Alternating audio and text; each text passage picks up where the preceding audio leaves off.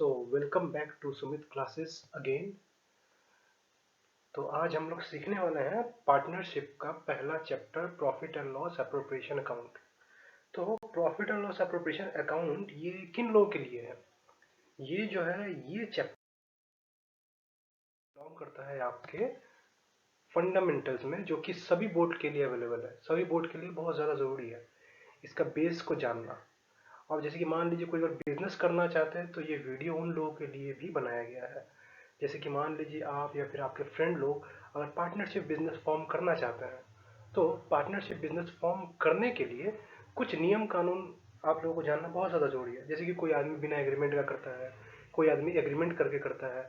तो उन लोगों के लिए पार्टनरशिप बिजनेस करने के लिए ये सारे नियम अगर वो लोग जानते होंगे तो उन लोगों के लिए ये सारे बिजनेस करने के जो उपाय होते हैं वो उनके लिए काफ़ी ज़्यादा आसान होगा। ठीक है, तो ये जो है ये आपके सिलेबस में सबसे पहले आज हम लोग बेसिक सीखेंगे। तो बेसिक होता है क्या है, आप लोग जानते हैं हम लोग क्लास 11 में हम लोगों ने क्या सीखा था? The history of PL appropriation account. ये पीएल अप्रोप्रिएशन अकाउंट आखिर बनता कहाँ से? सबसे पहले हम लोगों ने सोल प्रोप्राइटर का जो होता है हम लोगों ने वो चीज तो सीखा था। सोल प्रोप्राइटर का अकाउंट क्या तैयार होता है? सोल प्रोप्राइटर का अकाउंट तैयार होता है जैसे कि मान लीजिए हम लोग क्लास 11 में सीखे थे कि हम लोग trading profit and loss account फिर बैलेंस शीट बनाते थे। तो trading profit and loss account से हम लोग क्या तैयार करते थे? Net profit. और ये नेट प्रॉफिट कहाँ जाता था? बैलेंस शीट में, और वो कैपिटल के साथ ऐड हो जाता था। लेकिन यहाँ पे कहानी कुछ अलग है। यहाँ पे trading profit and loss account के बाद इंडिविजुअल तो होते नहीं है, यहाँ पे पार्टनरशिप होने के लिए मिनिमम 2 पार्टनर चाहिए।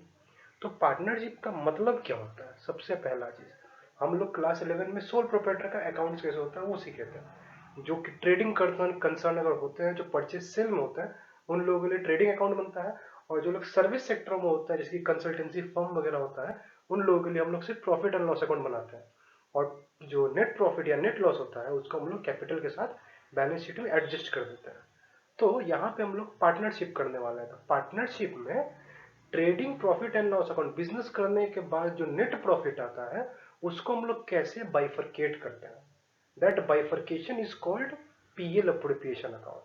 तो सबसे पहले हम लोग पार्टनरशिप अर्थ आगे होता क्या है?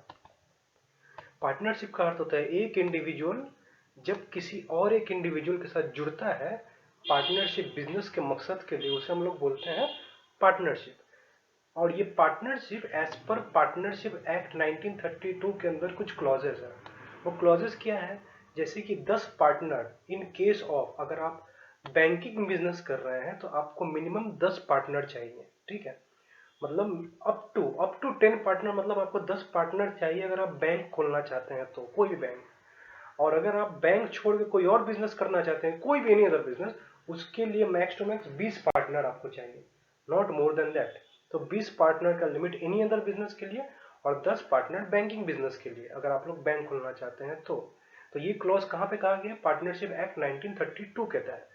ठीक है, तो ये हो गया आपका। इसके बाद हम लोग पीएल अप्रोप्रिएशन में आखिर करते क्या है? Profit and loss appropriation account में हम लोग जो प्रॉफिट एंड लॉस से जो नेट प्रॉफिट आता है उसको हम लोग बाइफरकेट करते हैं। किसके किसके अंदर हम लोग करते हैं वो बाइफरकेशन?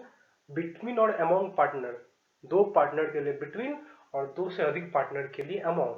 ठीक है, तो इसमें क्या बाइफरकेशन होता है? Interest on capital, commission, partner का कमीशन, ठीक है, पार्टनर का सैलरी, इंटरेस्ट ऑन ड्रॉइंग्स, ये सारा बाइफरकेशन हम लोग यहाँ पे करते हैं। ठीक है, उसके बाद इसमें एक और नियम होता है पार्टनर पीएल अप्रोप्रिएशन में। हम लोग क्या क्या करते हैं, कैसे टाइप ऑफ कैपिटल होता है, कौन कौन सा अकाउंट हम लोग बनाते हैं?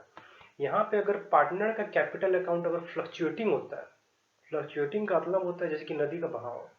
तो अगर फ्लक्चुएटिंग होता है तो जितने भी ट्रांजेक्शन होते हैं, interest on capital, commission, salary वैलरी, सब कोई एक ही अकाउंट से कट के जाएगा, वो अकाउंट बनेगा पार्टनर का कैपिटल अकाउंट। ठीक है, अगर इंटरेस्ट, इन लोगों को इंटरेस्ट ऑन कैपिटल मिला तो पार्टनर कैपिटल अकाउंट में जाएगा, सैलरी मिला तो पार्टनर कैपिटल अकाउंट में आएगा, इंटरेस्ट ऑन ड्रॉइंग्स हुआ तो पार्टनर कैपिटल अकाउंट से जाएगा, मतलब डिडक्ट हो जाएगा।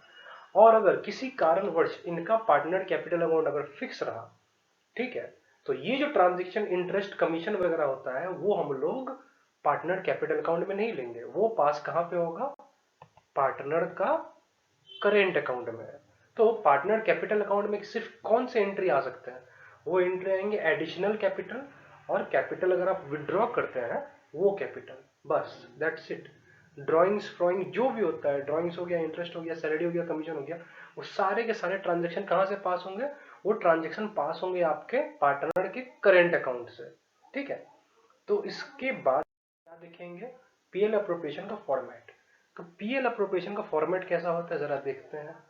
पीएल अप्रोप्रिएशन का फॉर्मेट होता है कुछ इस तरीके से, ठीक है, जिसमें पहले हम लोग अगर नेट प्रॉफिट होता है तो बाई साइड में लिखते हैं, by profit and loss account bracket में नेट प्रॉफिट। उसके बाद अगर कोई रिजर्व में अगर हम कुछ डालना चाहे प्रॉफिट से तो वो डालते हैं। फिर इंटरेस्ट ऑन कैपिटल, पार्टनर का salary, commission, interest on drawing, divisible profit, ठीक है।